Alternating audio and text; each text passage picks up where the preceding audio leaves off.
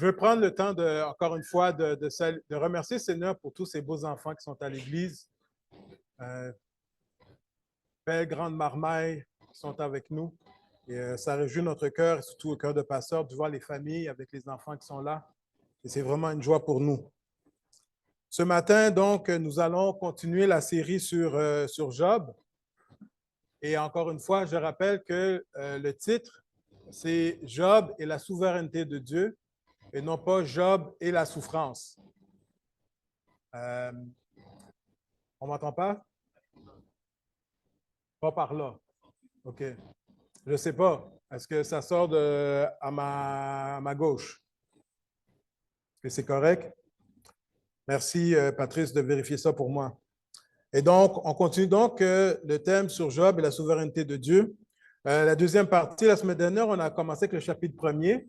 Et là, on va aller avec le chapitre 2. Et c'est important de comprendre le chapitre 2 aussi. Pour comprendre le livre de Job, qui, je le rappelle, possède 42 chapitres. 42 chapitres. Si on ne comprend pas les deux premiers chapitres, on risque de mal lire les 40 qui viennent après. Il faut bien comprendre ce que les deux premiers chapitres du livre de Job mentionnent, parce que c'est ça qui va servir de map ou de compas pour la lecture du livre de Job. Et je crois, comme on l'a remarqué la semaine dernière, je crois qu'une des raisons qui fait, je crois, qu'on lit mal le livre de Job, c'est parce qu'on ne comprend pas l'introduction. On a une mauvaise map ou un mauvais compas qui n'indique pas le nord comme il faut et qui fait en sorte qu'on a de la misère à comprendre de quoi le livre parle. Et donc, c'est important de bien comprendre les chapitres 1 et 2. Ce matin, on aborde le chapitre 2. Et ce qui est important de comprendre avec le chapitre 2, c'est qu'encore une fois, les deux premiers chapitres font un tout. Tu ne peux pas lire juste le chapitre 1 ou le chapitre 2. Les deux forment un tout. C'est la même histoire qui fait le cadre du livre de Job. Et donc, ce qu'on va faire ce matin, c'est simplement une continuité dans le livre pour se rendre compte que l'histoire que nous avons commencée dans Job la semaine dernière, c'est juste la continuité, mais qui met une boucle à l'introduction. L'introduction du livre, c'est sur 2 chapitres. Et donc, pour pouvoir reprendre un peu l'histoire, on se rappelle que le livre nous parle d'un homme donc qui est immensément riche. Avec le nombre d'animaux, on avait remarqué qu'il y avait combien d'animaux en tout? 11 500. Amen. Donc, il avait 11 500 animaux, de nombreux serviteurs. Et il avait combien d'enfants? 10. 10 enfants. OK? Et on se rappelle que on est monté au ciel.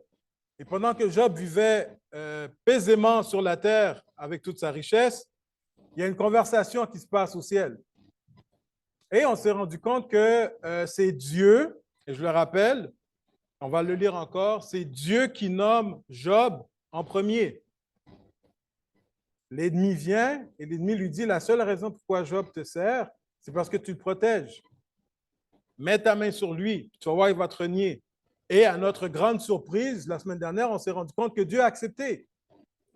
Dieu a accepté que l'ennemi mette la main sur Job, ou du moins sur la possession de Job, faisant en sorte que non seulement Job a perdu les 11 500 animaux, il a perdu la majorité de ses serviteurs, et en plus, il a perdu non pas 1, 2 ou 3, mais ses 10 enfants.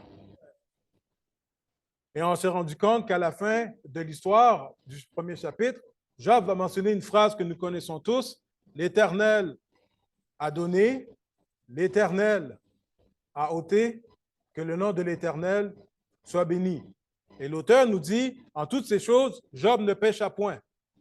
Et donc, on est là. Donc, Job et sa femme sont dans le deuil d'avoir tout perdu.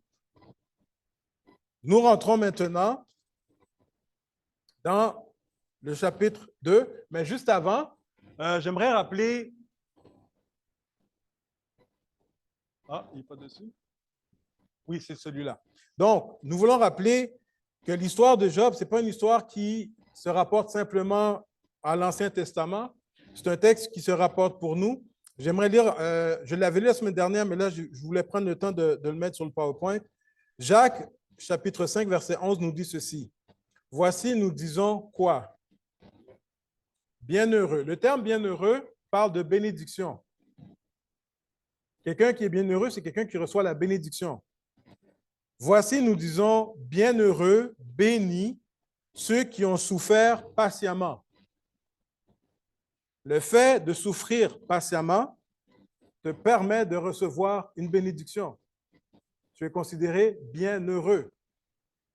Voici, nous disons bienheureux ceux qui ont souffert patiemment. Exemple, vous avez entendu parler de la patience de Job et vous avez vu la fin que le Seigneur lui accorda. À cause de la patience de Job, on a vu ce que le Seigneur lui accorda. Car le Seigneur est plein de miséricorde et de compassion. Donc, Jacques nous rappelle que ce qui est arrivé à Job, l'histoire de Job, nous concerne nous aussi. Ce n'est pas juste une histoire qui reste dans l'Ancien Testament. Et je vais vous montrer un autre exemple dans le Nouveau Testament, où est-ce que ce qui est arrivé à Job peut nous arriver à nous aussi. Et donc, c'est important de comprendre ce qui se passe dans le livre de Job. Donc, maintenant, chapitre 2. On nous raconte, donc, on retourne au ciel. On retourne au ciel pour la conversation. Or, les fils de Dieu vinrent un jour se présenter devant l'Éternel. Exactement le même modèle que dans le premier chapitre. Et Satan vint au milieu d'eux se présenter devant l'Éternel. L'Éternel dit à Satan, « D'où viens-tu? » Et Satan répondit à l'Éternel de parcourir la terre et de m'y promener. Mot pour mot, ce qu'on a vu au chapitre 1er.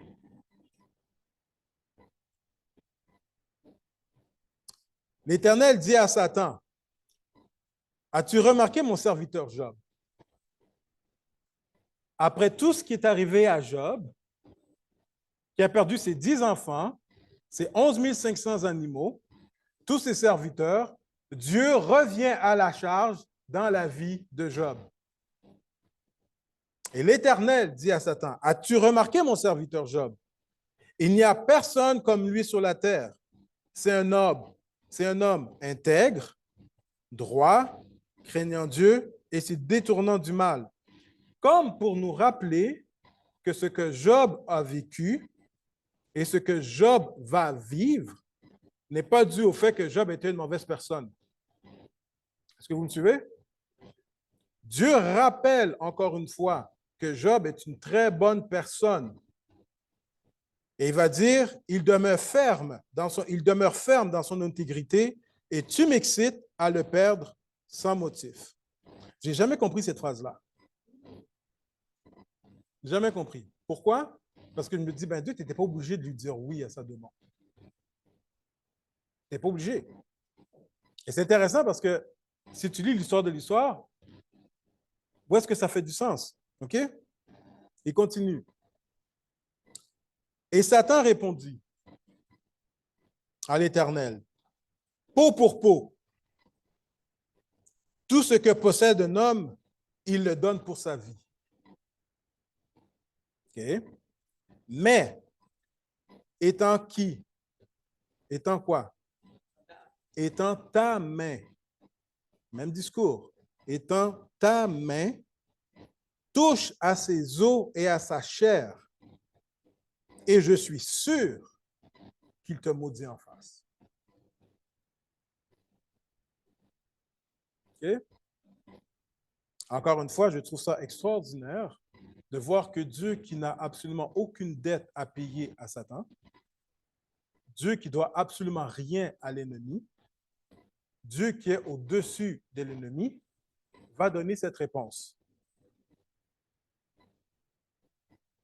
L'Éternel dit à Satan, voici quoi? Je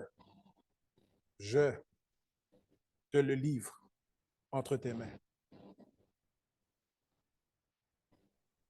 Est-ce que vous comprenez le poids de ce qui se passe ici, là? Dieu va dire à l'ennemi, je te livre, Job, entre tes mains. Fais ce que tu veux avec sa santé. Fais ce que tu veux avec sa santé. seulement épargne sa vie. On va revenir là-dessus après. Épargne sa vie.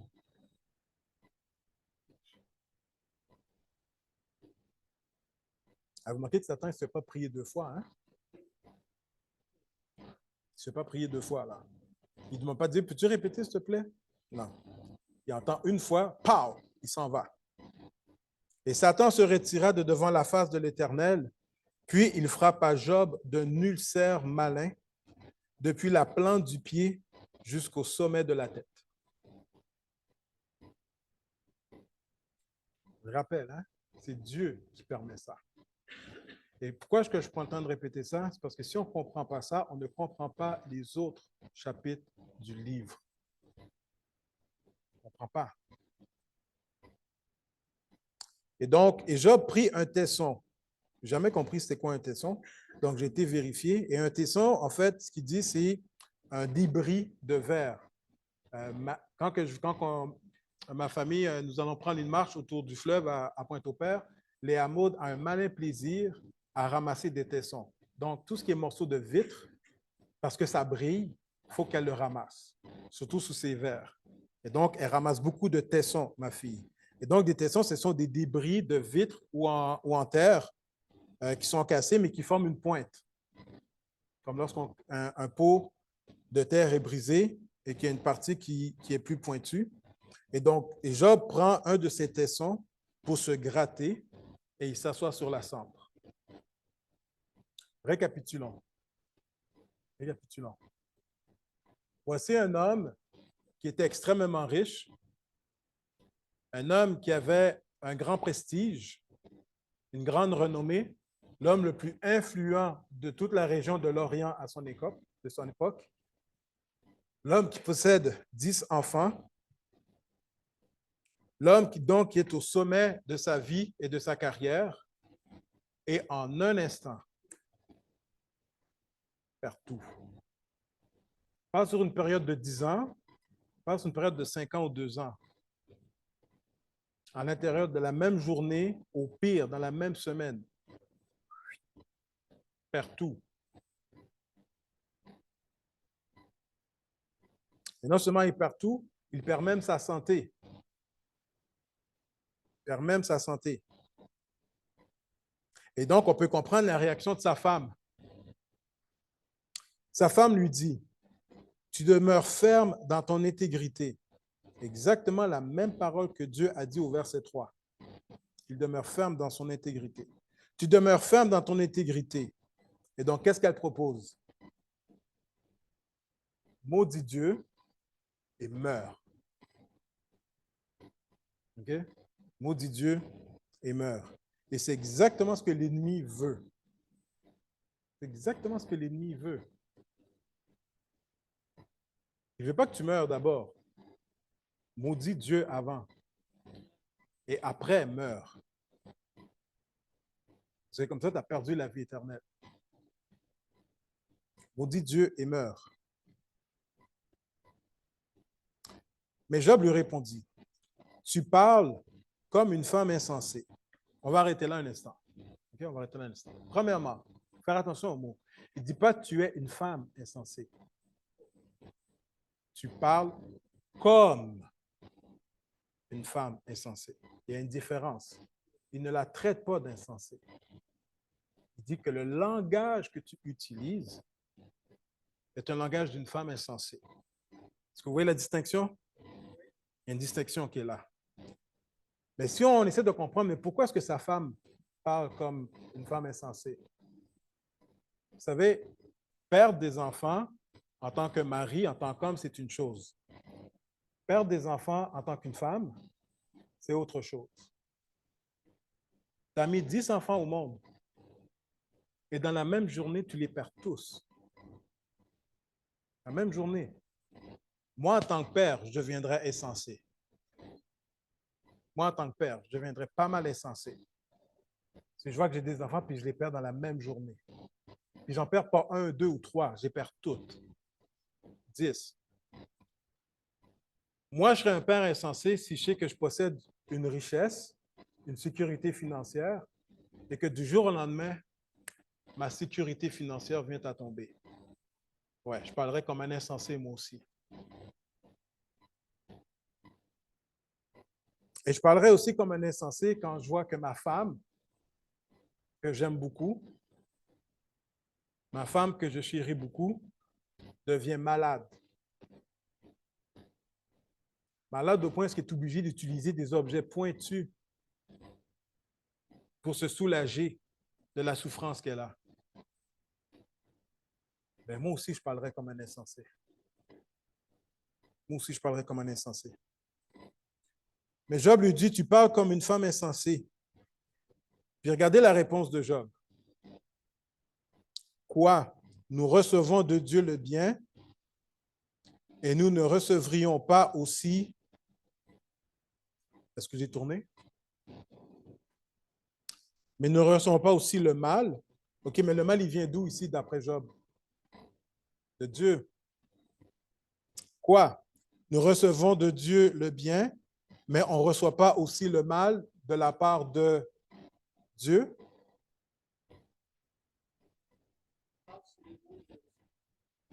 La souffrance qu'il a. La souffrance qu'il a. En tout cela, Job ne pécha point par ses lèvres. C'est intéressant parce que Job reste fidèle et intègre à Dieu, mais ça ne veut pas dire pour autant que Job comprend qu'est-ce qui se passe dans sa vie. Et c'est là la clé pour le livre de Job.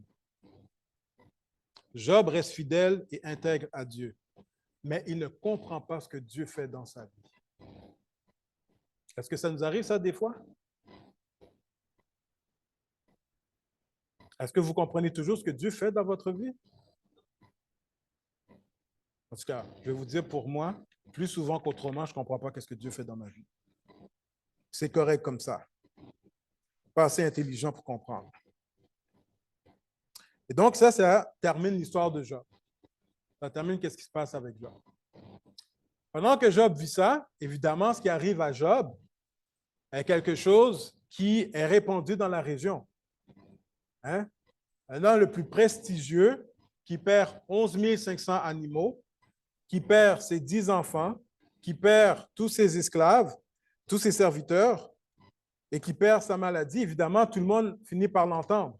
Et donc, il y a 3 amis qui décident d'aller le voir. Donc, 3 amis de Job, Eliphaz de Théman, Bildad de Shua et Tsophar de Naaman. Une des raisons pourquoi on mentionne les noms des gens, c'est pour vous dire que ce n'est pas une légende qu'on vous raconte, c'est vrai. On a même le nom des personnages qui sont allés le voir. C'est vrai ce qui est arrivé. Donc, les 3 amis apprirent tous les malheurs qui lui étaient arrivés. Ils se concertèrent et partirent de chez eux pour aller le plaindre et le consoler. Ayant de loin porté les regards sur lui, quelle fut leur première réaction? Ils ne le reconnurent pas. T'imagines, tu es avec un ami pendant des années. Pendant des années, tu es avec un ami. Et les malheurs qu'il vit sont tellement graves que tu n'es pas capable de le reconnaître. Ça me fait penser, je pense, que ça arrive souvent le cas, par exemple, quand quelqu'un est atteint d'un cancer et que la personne va à l'hôpital et que tu vas voir cet ami est à l'hôpital, puis tu regardes la situation dans laquelle elle est, puis tu te dis, mais je ne reconnais pas la personne. Tellement elle est malade. Ils ne le reconnurent pas. Ils élevèrent la voix et pleurèrent. Ils déchirèrent leurs manteaux, comme exactement ce que Job a fait. Ils déchirèrent leurs manteaux et ils jetèrent de la poussière en l'air au-dessus de leur tête. Et j'ai voulu comprendre, mais qu'est-ce que ça veut dire, ça? Ça veut dire quoi lorsque tu jettes la poussière en l'air au-dessus de ta tête? OK? Je vais y revenir. Et ils se tinrent assis auprès de lui 7 jours et 7 nuits. Ils ont déchiré leur manteau, lancé la poussière, ils se sont mis à élever la voix et ils pleurèrent en voyant Job et ils se sont assis à terre auprès de lui pendant 7 jours et 7 nuits sans lui dire une parole. 7 jours sans dire un mot. 7 nuits sans dire un mot. Tellement leur douleur était grave. Et c'est ça l'ironie de l'histoire. C'était le seul moment dans toute l'histoire où est-ce que les 3 amis ont bien fait. C'est le seul moment dans toute l'histoire qu'on va lire où les 3 amis ont fait quelque chose de bien. C'est lorsqu'ils n'ont pas parlé. Intéressant, hein? Comme quoi, des fois, aider des amis, c'est plus pratique lorsqu'on ne dit rien que lorsqu'on se met à parler beaucoup. Des fois, des gens ont vu une situation, puis on veut parler, mais tout ce que la personne a besoin, c'est que tu sois là. Juste là. Puis pleure avec elle. Ça, c'est une autre histoire. On regardera ça une autre fois.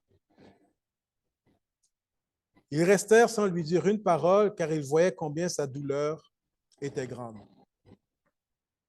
Le fait de lancer la poussière au-dessus de sa tête et qu'elle retombe sur notre tête, c'est de rappeler que la poussière, c'est la chose qui est la plus terre à terre qu'il y a. Rien n'est plus bas que la poussière. Rien n'est plus bas. Et de lancer la poussière et de se mettre sur la poussière, c'est de dire que nous sommes dans une position encore plus basse que la poussière. Si la poussière est la chose qui est la plus basse à terre, nous, à cause de ce qu'on voit, à cause de ce qu'on vit, nous nous sentons encore plus bas que la poussière. Autrement dit, et Job et les 3 amis réalisent que la situation de Job les dépasse complètement. Ils sont complètement dépassés par la situation. Ils ne savent pas quoi dire, ils ne savent pas quoi faire, ils ne savent pas où se mettre. Tellement ils sont dépassés par ce qui se passe. Ils déchirent leur manteau, ils pleurent, ils élèvent la voix, lancent la poussière, s'assoient à terre, ils restent sans un mot. L'auteur essaie de nous faire comprendre que pour tous et chacun qui sont dans la situation était extrêmement grave. Grave. Et c'est important de comprendre ça encore une fois. Parce que lorsqu'on va regarder la semaine prochaine, le premier discours de Job par rapport à sa situation, tu dis, hé, tabac, il ne mâche pas ses mots. Job ne mâche pas ses mots. Lorsque c'est rendu qu'il va dire, maudit soit le jour de ma naissance. OK. Mais ce n'est pas pour rien qu'il parle comme ça, Job. Pas pour rien. Donc, l'histoire se finit comme ça. Ainsi termine l'introduction du livre. Job est à terre, complètement malade, extrêmement malade. Il a tout perdu. Les amis sont là avec lui. Et on nous laisse donc terminer l'histoire dans cette situation extrêmement tragique. Okay? Maintenant, il est important de se rappeler que l'histoire ne finit pas comme ça. Amen. Moi, je suis le genre de gars, quand je commence un livre, quand je vois que c'est trop long, je lis toujours le dernier chapitre pour voir comment l'histoire finit. Puis le fait de savoir comment l'histoire finit, ben, ça m'encourage à lire tout le livre. Et donc, si jamais il y en a qui sont comme moi et que vous sentez que c'est pas mal déprimant ce qui se passe présentement, ben, je vous invite à lire le chapitre 42 où on voit comment Dieu restaure Job. OK? Dieu restaure Job. Mais il ne fait pas juste le restaurer. OK? Il fait plus que ça. Mais on n'est pas rendu là. Mais pour comprendre ce que Dieu fait, il faut comprendre où est-ce qu'on part. Est-ce que vous me suivez?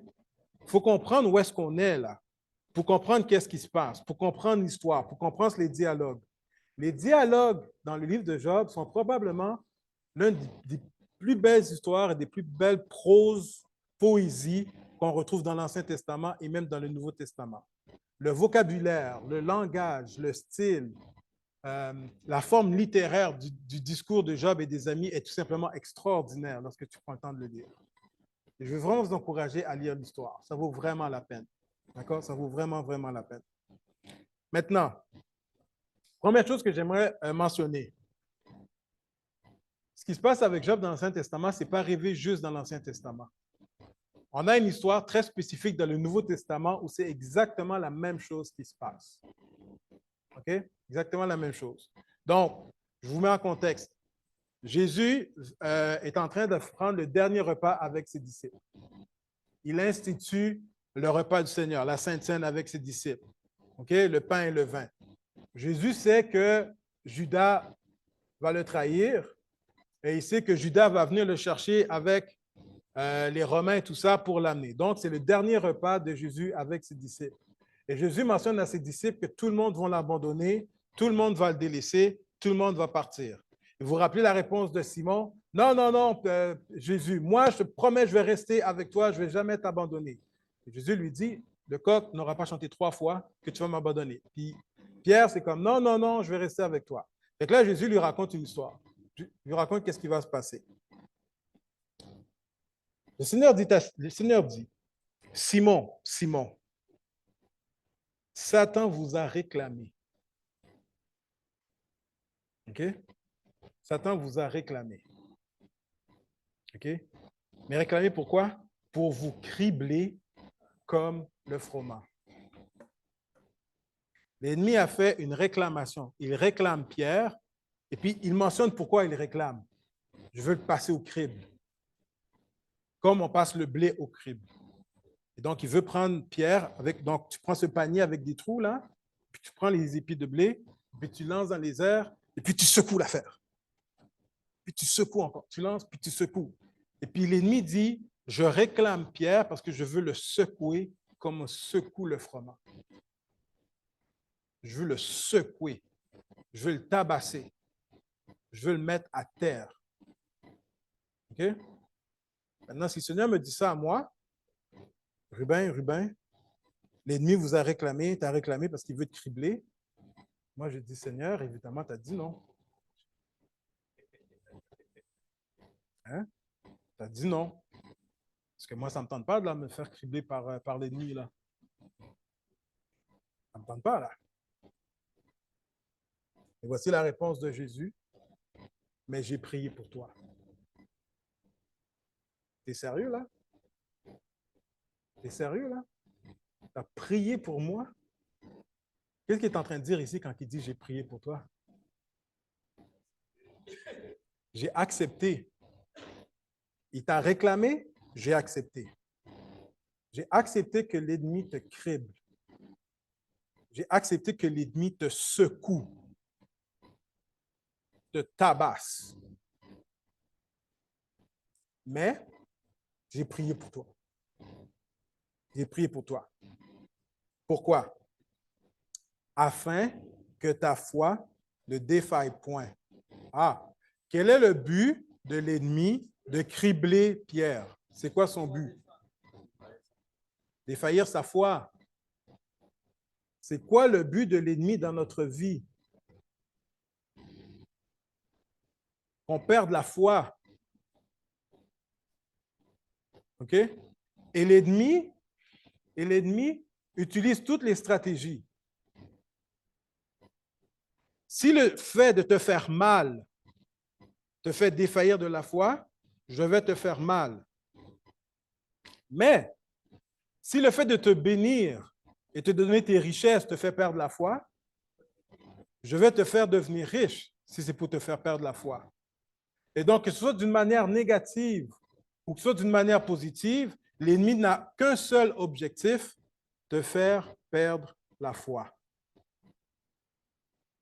Et donc, l'ennemi est arrivé et a dit, je réclame Pierre et je veux le cribler afin qu'il perde la foi. Mais j'ai prié pour toi afin que tu ne défailles point. Et toi, il dit, quand? Mot extrêmement important ici. Il dit quand. Il ne dit pas si. Si tu reviens vers moi. Il ne dit pas si. Il dit quand. Et en disant quand, il indique quoi? Tu vas passer à travers la crible. On va te relâcher entre les mains de l'ennemi qui va te secouer comme tu n'as jamais été secoué dans ta vie. Mais prends courage parce qu'une fois que tu auras passé entre ses mains, tu vas revenir à la foi. Et quand tu seras revenu, quand tu seras converti, converti ici n'est pas converti dans sa foi, mais veut dire de revenir vers le Seigneur. Quand tu seras revenu vers moi, tu vas faire une chose, affermis tes frères. Et c'est comme s'il disait, il faut que tu passes par là pour affermir ta foi. Et parce que tu auras passé à travers l'épreuve, tu sauras comment affermir la foi de tes frères et de tes sœurs. OK? Dieu sait ce qu'il fait. Dieu sait ce qu'il fait.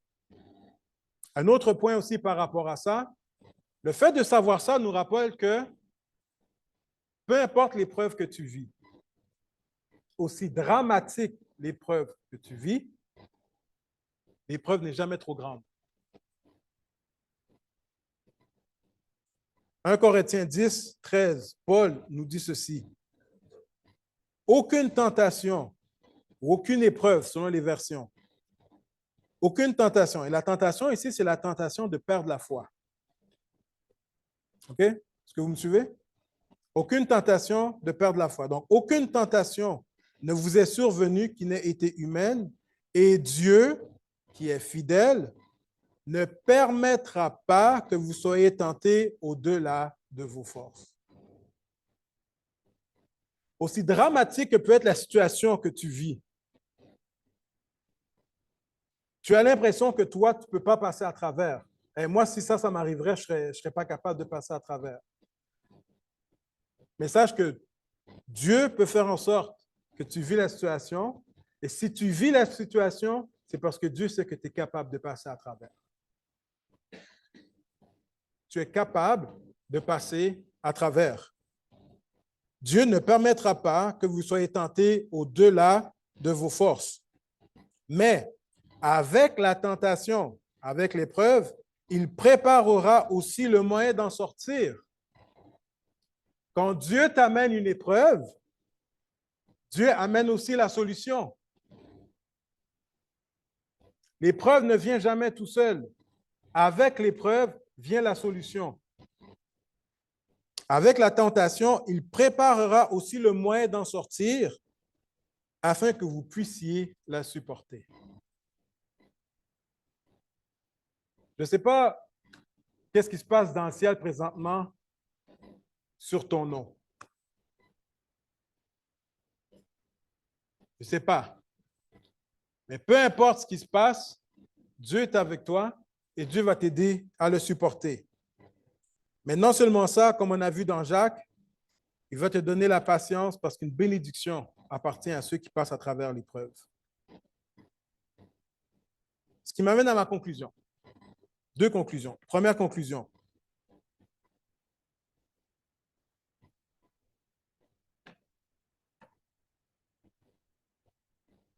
Dieu est au contrôle de ton problème.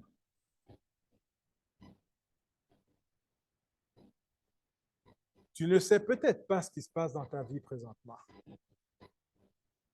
Et tu peux te sentir complètement dépassé par rapport à ce que tu vis présentement.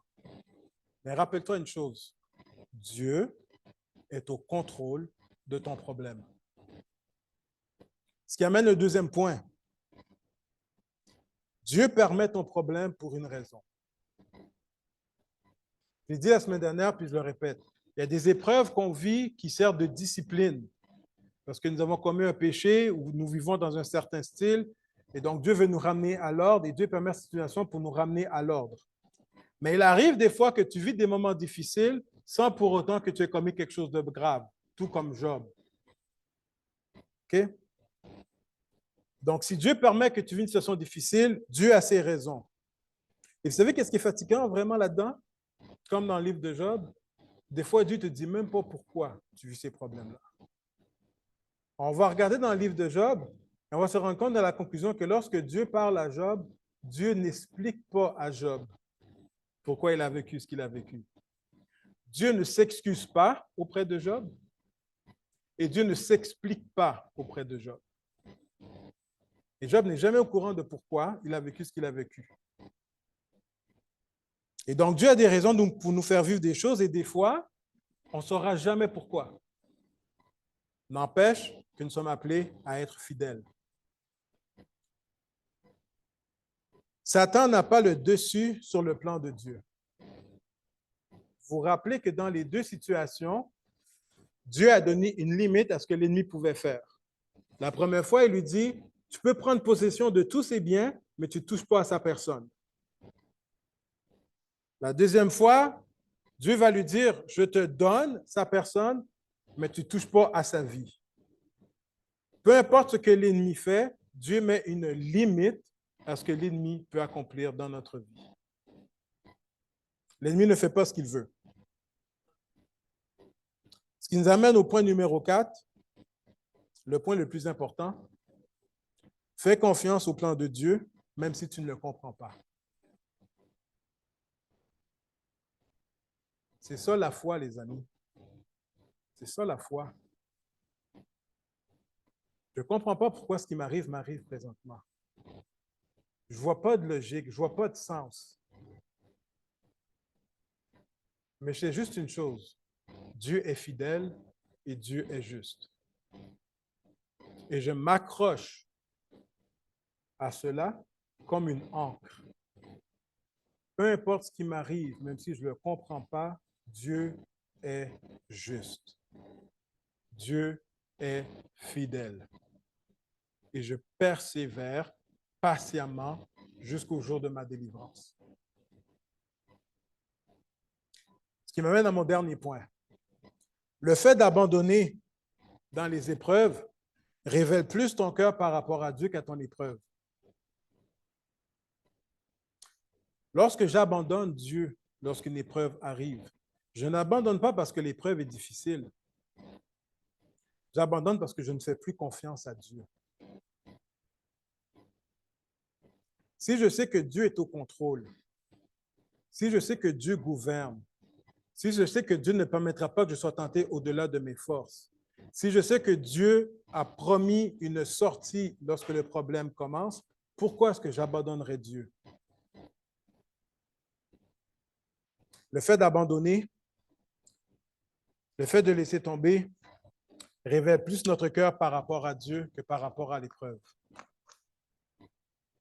C'est pour cela, les amis, que nous persévérons au milieu de l'épreuve, peu importe ce qui nous arrive. Je vais inviter les musiciens à venir en avant et je vais terminer avec 3 points. Donc, je termine avec ceci. Quoi faire lorsque l'épreuve arrive? Quoi faire? Première chose que tu dois faire, demande à Dieu s'il y a un péché en particulier que tu dois abandonner. Lorsque l'épreuve arrive, première chose que tu fais, tu demandes, Seigneur, tu veux attirer mon attention à travers l'épreuve que je vis. Est-ce qu'il y aura un péché dans ma vie, Seigneur, que tu veux travailler? Est-ce qu'il y aura quelque chose, Seigneur, que tu n'es pas d'accord, une certaine discipline que tu veux me donner?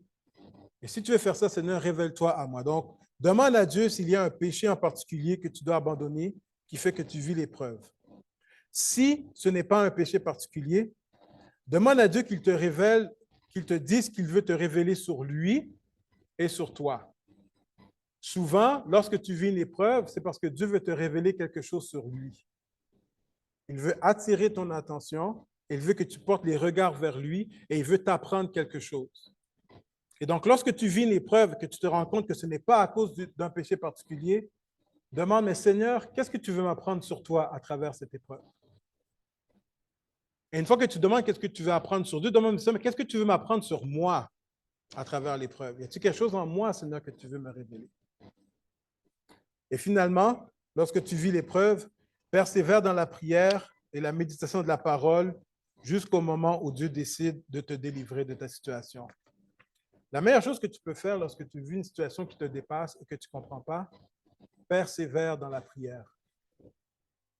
Persévère dans la prière. Persévère dans ta lecture de la parole. Médite la parole de Dieu. Parce que c'est en priant et en méditant la parole de Dieu que tu vas pouvoir persévérer à travers l'épreuve et que tu vas pouvoir passer à travers l'épreuve. Et voilà la récompense que Dieu a pour toi. Que nous puissions donc rester fidèles comme Job, que nous puissions espérer la délivrance du Seigneur comme Job, que nous puissions nous remettre entièrement au Seigneur, parce que le Seigneur sait ce qu'il fait. Prions.